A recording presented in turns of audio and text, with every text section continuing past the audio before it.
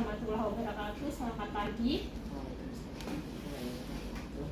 Perkenalkan, saya Intri Handayani, mahasiswa PPG dalam jabatan Angkatan 2 tahun 2023. Akan melakukan interview dengan narasumber Ibu Devi Yuliana SPD selaku teman sejawat saya di SMA Negeri 1 Natar. Adapun yang ingin saya tanyakan, Ibu, menurut pengalaman Ibu, apa yang menjadi faktor utama dalam mempengaruhi motivasi belajar siswa dalam pembelajaran fisika khususnya di kelas yang pernah Ibu temui? Motivasinya kurang karena yang pertama menjadi mereka fisika adalah pelajaran yang membosankan.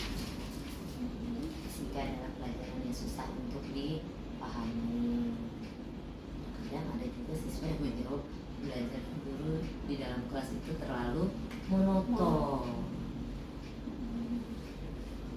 Terus untuk mengukur tingkat motivasinya belajar siswa itu bagaimana, dengan apa Ibu? Kalau saya kemarin bisa dilihat dari keaktifan siswa pada saat pembelajaran, sama angket sikap. Kan kita ngisi angket sikap ya dalam setiap kali pembelajaran di kelas itu akan sama. Dan angket ya Bu ya. Kalau Ibu melihatnya dari seorang guru untuk meningkatkan motivasi belajar siswa dalam mata pelajaran fisika itu gimana Bu? Pengalaman Ibu. Strategi pembelajaran menjadi pembelajaran fisika itu bukan pembelajaran yang monoton ya, tetapi pembelajaran yang menyenangkan. Jadi lebih, kalau fisika kita materi terus itu kan anak cenderung bosan. Jadi fisika itu memang lebih bagus project dan anak yang melakukan. Bagaimana kalau siswa yang menangani siswa yang tampak kehilangan motivasi dalam belajar, dan strateginya tuh apa Bu untuk membantu mereka? Ini misalnya nih ya Bu ya, kan ada tuh beberapa siswa misalnya dia udah bener-bener males, jadi setiap pelajaran fisika gitu ada anak yang memang nggak mau ikut gitu, cuma datang nanti udah absen, dia keluar izin, kan kapan udah lama masuk lagi. Nah bagaimana Bu untuk menghadapi seperti ini? Pertama bisa kita panggil anaknya, kita ajak bicara. Kalau saya biasanya rubah tempat duduk.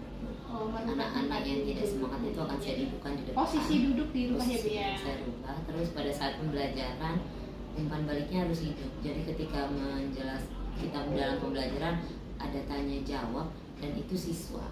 Jadi kita langsung menunjuk, mau tidak mau yang males tadi kan akan terpacu karena mau tidak mau harus menjawab, dan setiap yang melakukan jawaban kan akan mendapat poin dari itu. Dan mereka takut ada rasa malu gitu ya Bu ya. Kalau metode nih Bu, kan kita berbicara metode. Nah, peran metode pengajaran dan materi pelajaran itu mempengaruhi motivasi siswa nggak Bu? Sangat mempengaruhi ya Bu ya. Nah, apa hubungannya Bu? Guru dan siswa, hubungan antara guru dan siswa berdampak pada motivasi belajar siswa. Bagaimana menciptakan hubungan positifnya? Kalau gurunya menciptakan pembelajaran yang menyenangkan dan mudah dipahami, otomatis kan siswanya akan tertarik. Sebaliknya, jadi guru dibuat menyenangkan ya Bu ya. Semuanya kembali kepada guru, cara mengaktifkan kelasnya seperti apa dan membuat siswanya menjadi aktif dalam pembelajaran. Nah, untuk mengelola perbedaan individual dalam motivasi belajar siswa ini, strateginya tuh bagaimana yang Ibu lakukan?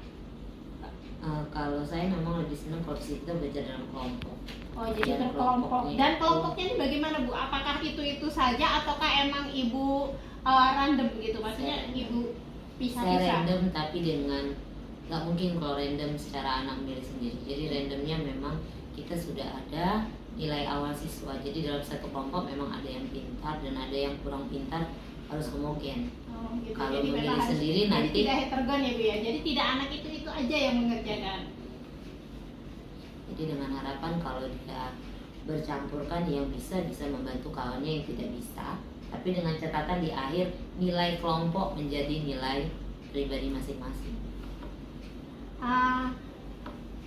bagaimana Ibu melihat peran tujuan belajar siswa dalam motivasi belajar mereka, dan bagaimana Ibu mendukung siswa dalam menetapkan tujuan mereka? Pernah nggak Ibu melakukan itu? Misalnya Sebelum tanya pembelajaran dulu. itu kan memang idealnya kita mesti tahu kan Ya, hari ini tujuan belajar kita mau pembelajarannya apa. Jadi ketika mereka belajar mereka tahu, oh ini yang diharapkan setelah pembelajaran, ini yang diharapkan harus ada pada mereka. Jadi sebelum pembelajaran itu memang harus disampaikan tujuan pembelajaran secara jelas, metode yang kita gunakan apa, teknik penilaian kita seperti apa. Ini dampak positif atau negatif pada motivasi belajar siswa, dan bagaimana Ibu mengelola kompetensi? Kompetensi itu daya saing ya. Ya, Ya daya saing pasti mempengaruhi. Kalau kelas yang aktif otomatis daya saingnya tinggi. Cuman kelas yang paling kita bisa ada reward loh. Jadi reward itu terkadang memang perlu dalam pembelajaran. Jadi ada kalanya kelompok yang dengan paling memberikan aktif reward kita ya Bu kasih ya. hadiah.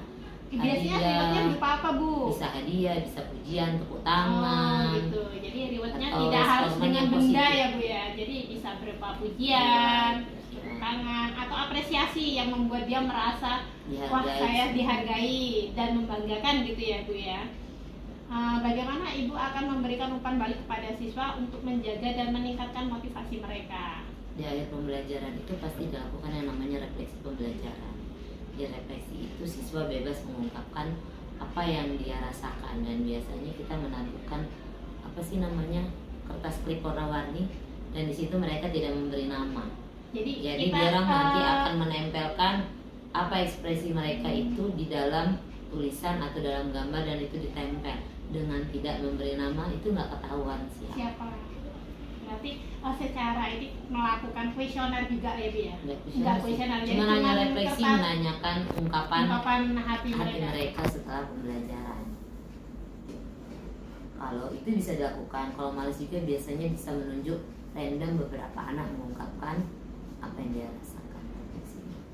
Apakah perasaan berhasil atau gagal mempengaruhi motivasi belajar siswa? Bagaimana Ibu membantu siswa yang mengatasi yang merasa gagal dan menjadi terpuruk? Yang namanya belajar ya kembali lagi semua kembali pada dulunya. Ketika siswa yang tidak bisa kita biarkan saja, dia pasti akan terpuruk. Cuma kan dalam pembelajaran di kelas, ketika mereka ada kerja dalam kelompok, kita kan tugasnya mendampingi ya. Nanti di akhir pembelajaran pasti ada tes. Nah, tes itu kan ada nilai yang baik, ada nilai yang kurang baik. Siswa yang memiliki nilai kurang baik kan harus diberikan pembelajaran individual kan. Di dalam pembelajaran individual kita ajarkan. Jadi pada saat mereka mengerjakan soal semoga ada perbaikan. Kalau enggak pada saat mengerjakan soal atau latihan soal di kelas kan kita keliling. Biasanya kita Jadi mengatasinya memberikan mereka pengayaan ya Bu ya, jadinya. enggak juga sih. Enggak juga. Pembelajaran dalam kelas juga cuma tambahan jam tidak juga. Di dalam belajar itu pada saat misalnya nih menghitung fisika, kan guru tidak hanya diam kan, kita jalan-jalan, kan kita dekati, ketahuan kan kesulitan di mana. Kalau misalnya sudah ada asesmen, dari asesmen kan nilai. Sebelum kita ngasih asesmen lanjutan, berarti kan kita harus ada pembelajaran ulang, biasanya di luar jam belajar secara individual gitu. Tidak jam tambahan, ya jam tambahan buat guru, tapi tidak semua secara siswa. individual, tapi tidak semua halnya dengan siswa-siswa yang mengalami kesulitan. Nah, ini terakhir nih Bu, ya kalau kita hubungkan dengan teknologi ya Bu ya, sekarang kan zamannya zaman digital ya Bu ya. Nah, pembelajaran dengan menggunakan teknologi, sistem teknologi misalnya nih Bu, kan kalau pembelajaran fisika itu kan ada kita menggunakan praktek dengan menggunakan cara virtual ya Bu ya. Nah, ini kalau hubungannya dengan motivasi belajar ini sangat berpengaruh apa tidak? Lalu apakah dengan teknologi tertentu ini ditemukan efektif untuk meningkatkan motivasi siswa dalam belajar? Menurut Ibu yang pernah Ibu alami. Kalau virtual lab saya memakai dan memang meningkatkan motivasi siswa karena di materi apa Ibu? saya kemarin virtual lab di materi elastisitas sama usaha dan energi sendiri. Jadi ketika siswa yang kita tayangkan video dengan ini dan mereka mencoba dengan gadget mereka masing-masing walaupun mereka bekerja dalam kelompok, itu akan ada rasa penasaran. Oh ternyata begitu mereka klik film, oh ternyata suhunya panasnya bisa ditambah nih, es batunya jadi kayak gini ya. Ya mereka tertarik aja karena mereka melakukannya sendiri walaupun mereka hanya mengklik. Oh pegasnya kalau tambah beban pegasnya jadi seperti ini, oh goyang-goyang seperti ini, jadi mereka lebih tertarik. Apalagi mereka kerjanya memang dalam kelompok tapi memang virtual lab harus masing-masing menggunakan handphone, jadi nggak ada yang diam. Nah itu nama aplikasinya apa Ibu? Saya kemarin menggunakan pad. Oh menggunakan pad yang sekarang lagi di ini ya Bu ya. Kalau pas dari daring sih, dari daring sudah mulai coba menggunakan pad. Oke Bu, terima kasih Bu. Jadi terima kasih sharing-sharingnya Bu Devi untuk membantu saya dalam menjawab permasalahan yang saya temuin. Dan saya akhiri. Assalamualaikum warahmatullahi wabarakatuh. Waalaikumsalam.